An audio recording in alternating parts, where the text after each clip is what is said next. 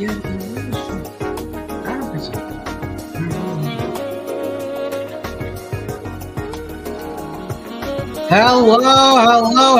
again, everybody. Welcome to another edition of The Harsh Reality, or for those on Spreaker, welcome to the Madhouse. Can I tell you? Anyhow, let me get some of these beautiful.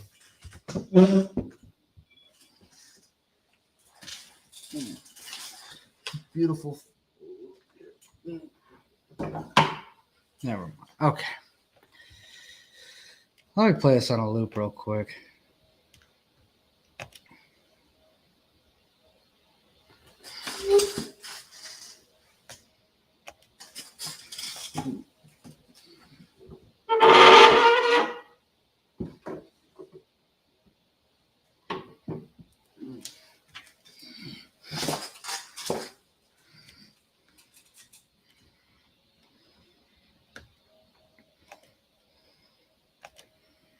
All right. Hello again, everybody. Welcome to the show.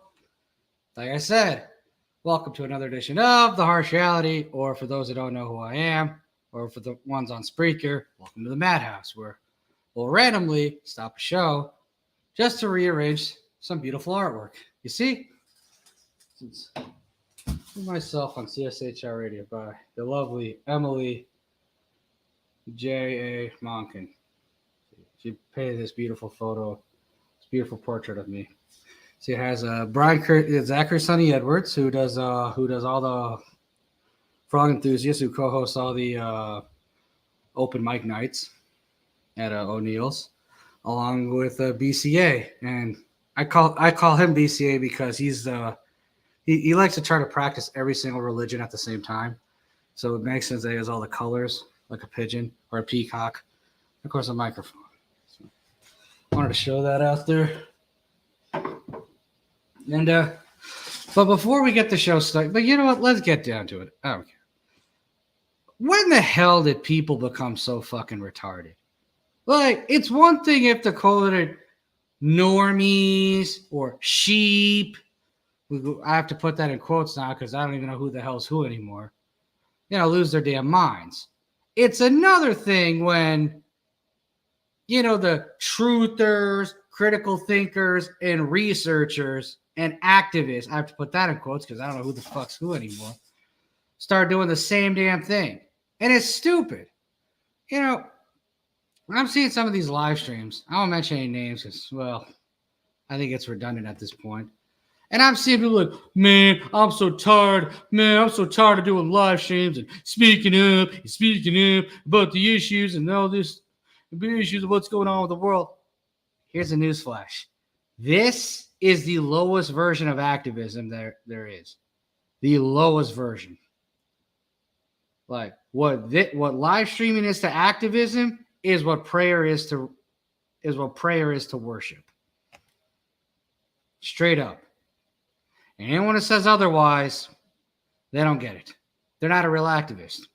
I remember doing plenty of shows about Flint, Michigan being bad and the stuff that happened in Little Falls and, and Standing Rock and Palestine and all that. But I didn't really feel like I was helping much. While the guests were grateful that they were on the show to talk about their issues and all that other stuff, I didn't really feel like I was helping that much until I went to Flint, Michigan to donate water. And I didn't really feel like I was helping out much with the, with some of the scam artists that happened at Standing Rock until, one of the most memorable incidents of this show happened. But even then, in that case, I was just having fun. We were trolling the shit out of someone who was a horrible human being. The people that suffered, who were in pain and suffering because of him, that fat, ugly rapist, they're the ones who survived. They're the ones who are strong enough to tell their stories. They're the ones who are strong enough to speak out. People like me, we're just having fun. We're just having fun tormenting the people that were tormenting them. That it was just payback, but it was fun. But I can never take credit for that because, like I said, it's not even fair. The ones who survived and the ones who spoke, they did the work. They deserve the credit. They deserve everything. Me, I had fun. Prank calling a sexual predator at 4 a.m. in the morning is not a problem. Enough of that. But the lowest form of activism is this. If you're someone who's like, I care about the children, all you can do is speak up, and you've been doing this for like a decade, you're not helping the cause anymore. The person, the actual like community organizer, the actual activist who was hosting a safe place for children, until their parents come home from work, a nice community center, a nice place for the children to play and be safe. That person's doing more to fight the hypersexualization of children than the fucking junkie on a live stream yelling about it. The deadbeat dad junkie on a live stream yelling about it. Knowing damn well he does not give a shit about the hypersexualization of children. If he did, he wouldn't live these people wouldn't live such a hypersexualized life. It's that simple. The person being a mentor to a child is doing more to combat child trafficking than the person yelling about pedophiles on Facebook. And the person, I mean, hell, even the people at Void, who are shutting down pedophile websites and stuff, they're doing more than the ones who are crying about the pedophile websites on a live stream. See, the whole root of activism is to act. And unfortunately, many people have forgotten that fact. But the sad part isn't really any of that. The sad part is we live in a very mundane and brainless society where the truth can come out about everything, and most of the population would not care. They would not care. They wouldn't be bothered. They wouldn't care at all. They wouldn't know how to handle it. They wouldn't know what they're doing. It wouldn't even matter. And it's sad, really, but that's the world we live in. That's why. I used to remember when the truth community, way back in the day, if they found out someone was scamming people or someone was a sexual predator or someone was doing evil things, they would have their family's entire information within minutes. If they wanted to figure out if they thought someone's death was suspicious, they would have the coroner's report within the hour. They wouldn't just ask questions or grandstand or do anything else. And it's really weird when you have a bunch of truthers, critical thinkers, and researchers. I have to use quotes for that because they're a bunch of idiots. Not understanding that most sexual predators don't get registered. That's a fact. For lack of a better term, that's a harsh reality in this country. And the sad part is, these are the same people who'll tell you that Super Bowl Sunday is sex trafficking Sunday, but they don't understand that most sexual predators don't get registered. But I don't know. I mean, we live in a world where the WHO and CDC can basically say, yeah, whoopsie daisies. We got it wrong about 19, Mr. 19. And people will still adhere to the things they said 6 months earlier. So, I don't know. Maybe that's the world we live in. Yeah, and the days of this virtue signaling, sympathy seeking bullshit are over. Like no one likes that nonsense. Like quit trying to be moral and self-righteous when when you're defending pedophiles. That shit is retarded. That's really fucking retarded. Anyone who says otherwise is part of the problem. And the main problem is we have a bunch of people online who think they can solve the world's issues, but none of them don't. But most of them have no idea what activism is. And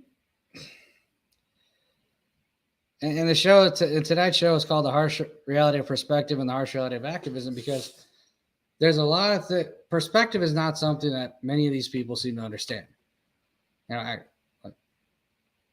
talking about what's wrong with the elites, talking about what's wrong with the NWO or whatever, doesn't really matter if you're behaving just like them. It doesn't matter if you're still following in their fucking footsteps. What people don't understand is there will always be a power.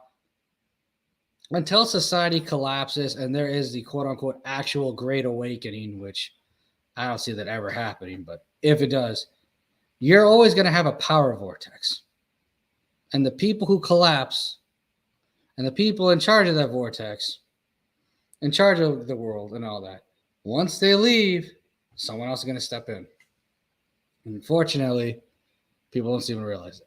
And that's not going to change until people start changing their behaviors. Crying about what's wrong with the world and doing nothing to change it is virtue signaling. It's enabling. You know, problem with virtue signaling is it's in every profession in this country. It's in the law, it's in medicine, it's in real estate, it's in everything else. It's a lot of it. And for an example, if you go to a physician and they don't acknowledge that the land, the air, the water, the food are all poison and toxic as fuck, then them lecturing you about how to change your life or how to make yourself healthier is fucking virtue signaling. It is. Straight up.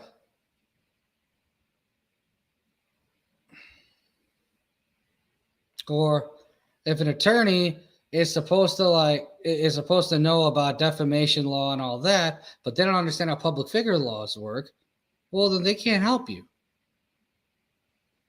But then again, what is a public figure these days? If I'm considered a public figure and I don't even have 4,000 followers on a Facebook page, then, well, again, the public figure definition really doesn't go that far these days, now does it? But I don't know who's but see, the reason I love politics is because I realized just how stupid everyone was, in the left and the right. You know, one of my old friends, blocked me a month ago because I kept asking simple questions about what was going on in Hawaii, what was going on in Hawaii, or what was going on in certain parts of the world. And he kept yelling about white supremacy and right-wingers and all that. Oh, this is what right-wingers say. I'm like, no, this isn't what they say. Most right-wingers don't even care to talk about these topics. Some of them do, some of them don't. But the truth is the truth. I want to find out the truth. I don't care what side it comes from. Well, no one side of the aisle has all the fucking answers. No one side of the aisle has all the side effects. If 2020 taught us anything, if the last 5 to 7 years have taught us anything, is both sides do a decent fucking job of lying. Both sides do a great job of believing their fair share of fake news. So I don't want to hear that.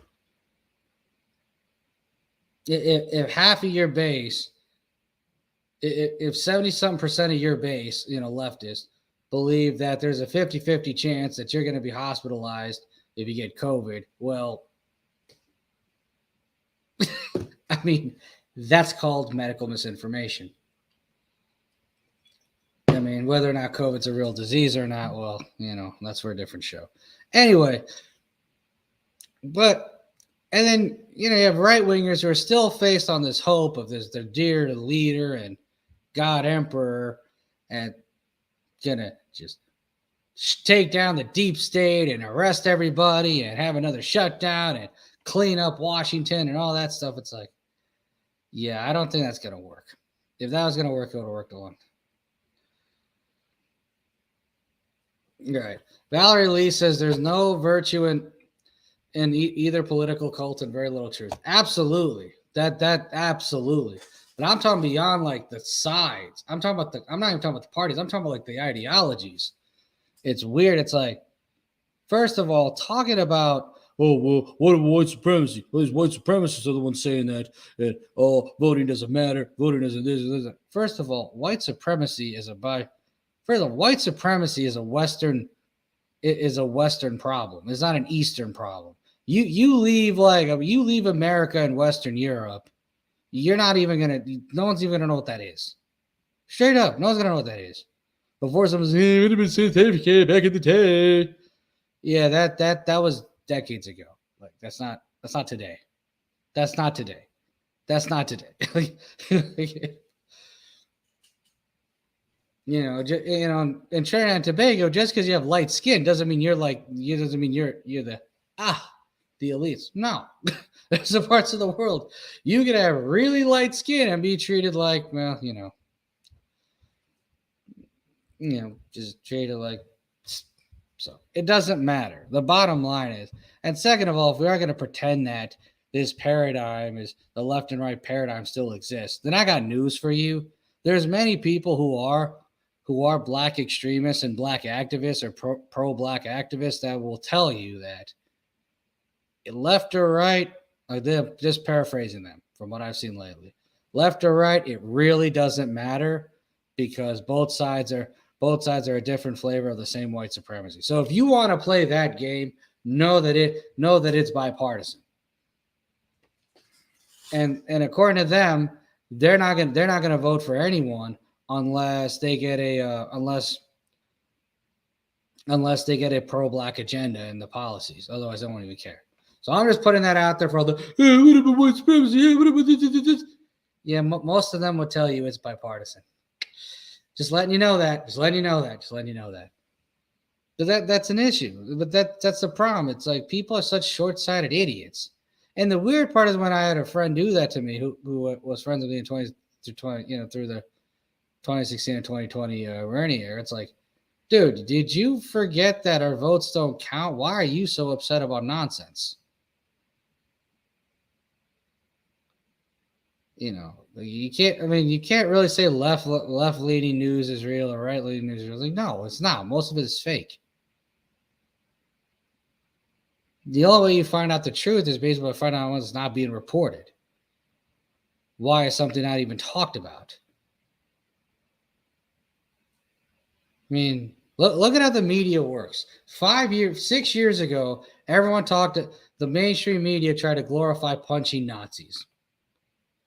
And then now you go to a certain part of the world, Eastern world, where they have their nice blue and yellow flags with neo-Nazi symbols on them. And everyone's telling you if you don't support them, you're a Russian bot and a Russian troll. That's weird. What changed? What changed in that time? What changed? What changed?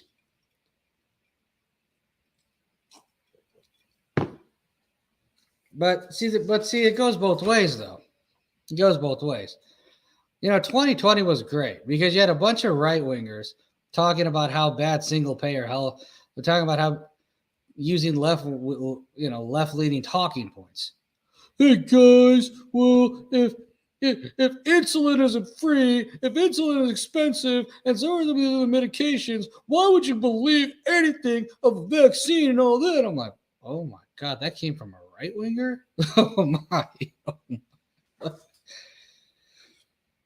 But that just goes to show you how easily manipulated people can be. I mean, if you're a hardcore leftist who claims to be fighting for single payer for generations, and you sit there and talk, and then you sit there and just believe, railing against big pharma, railing against health insurance, railing against all this stuff, right? And then all of a sudden you started eating up their lies. It's like, did you forget?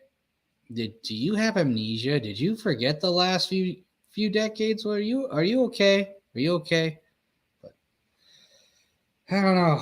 Maybe that's a problem with many people these days, whether it's the normies, the political activists, the truthers, the critical thinkers, the researchers, any of them. It seems like a lot of people have amnesia. They just don't really remember the things they're talking about anymore. And that's another thing. If we're going to time travel, I want to time travel for fun. I'm so sick and tired of mental time travel. When it comes to social issues, everyone uses their mind. A lot of social activist types use their mind and protect.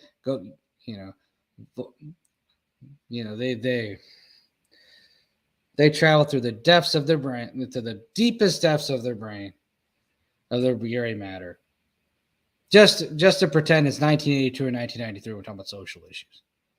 I mean, with the way they talk about, oh my God, gay rights and abortion, and it's like, okay, you need to realize this is 2023, not 1983.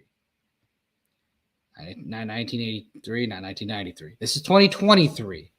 You need to talk about today. Talk about today's landscape with today's mindset, not with the mindset from the 80s or the 90s. That's great in 1982 or 1983. You would have yelled. You claim you would have yelled at the top of your lungs during the AIDS pandemic. But that's not then. But that was then. That's not now. That's nice that in 1998 you were outraged about Matthew Shepard being killed. But that was in 1998. That's not today. And if I want to go back to the year 1998, I'd rather travel to Salt Lake City, Utah, Sunday, June 14th, 1998, to watch my Chicago Bulls defeat Robert Walker's Utah Jazz. That's what I'd rather do. Front row at the Delta Center. I'd rather do that. If I'm going to time travel, I want to time travel to where I could watch Michael Jackson in their prime, or Elvis in their prime, or Bob Marley in their prime at a live concert. Not watch everything. Well, it was rigged. Well, aren't most sports rigged anyway? But I had to give you a hard time with that. Anyway, the bottom line is like, or if I wanted to watch Game 6, like if I want to be stuck in the 1992-93 mentality, let me at least be able to time travel and go to a game. Go to a game in Jordan's peak. Like, Game 6 Eastern Conference 93 Conference Finals against the Knicks. I want to go to that. Yeah, I want to travel back to 05 for the White Sox. I want to travel back. Like, I don't want to time travel when it comes to day-to-day behaviors. That's retarded. But the problem is everyone seems to do it. Even the way people use social media. A lot of them use social media like it's still 2012, 2013, or 2018. It's like, guys, that era is over. There's no going back to it.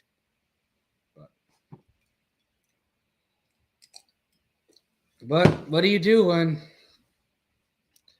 you live in a world where the normies are too far gone, the truthers can't decipher truth, the critical thinkers can't critically think anymore, and the researchers can't research?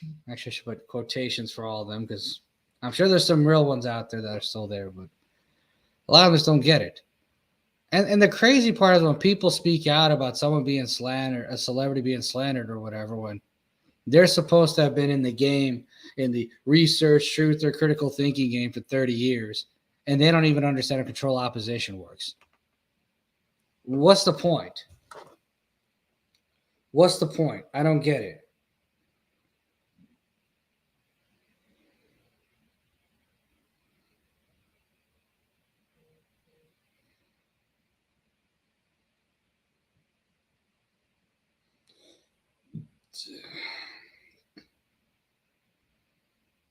I mean, the whole thing is just foolishness.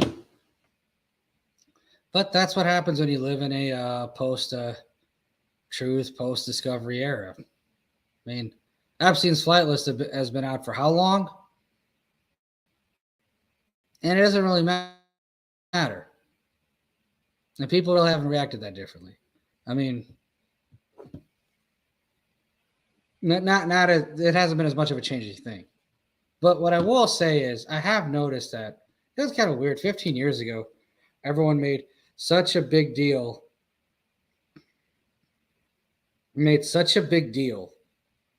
Such a big deal about, like, oh my God, the writers, the actors are on strike, blah, blah, blah, blah, blah, blah, blah.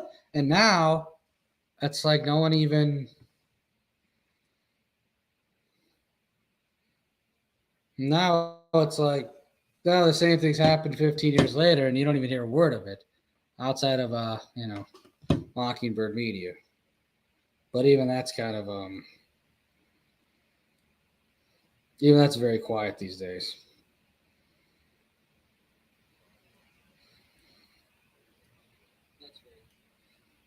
So, all right. Well, on that note, I do want to, before I leave you all, and we are in about 4 minutes, we are going to have a Scott Saunier. We are going to have Scott Saunier, CSHR, come on the show. But in the meanwhile, I do want to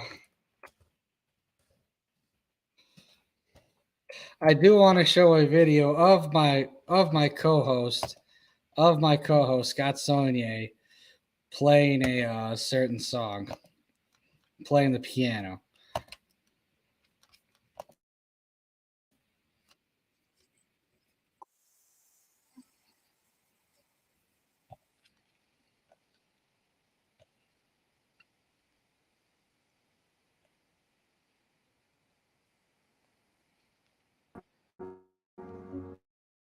This one is from my one and only true love, Princess Peach. Peach, you're so cool, and that's how we're gonna rule. Peach, understand, I'm gonna love you till the very end. Peaches, peaches, peaches, peaches, peaches, peaches, peaches, peaches, peaches, peaches. Ah, oh, yeah. Oh, Mario, Luigi, and a Donkey Kong too. 1,000 troops of Koopas couldn't keep me from you. Princess Peach, at the end of the line, I'll make you mine. Oh, peaches, peaches, peaches, peaches, peaches, peaches, peaches, peaches, peaches, peaches. Ah, oh, yeah. All right, and on that note, this has been another edition of Harsh Reality. This is Harsh Prince, and I'm you, the life is Harsh Prince of Living. And tune in right now because we're gonna have another CSHR show where we discuss the headlines. So take care and have a great rest of your beautiful Friday night.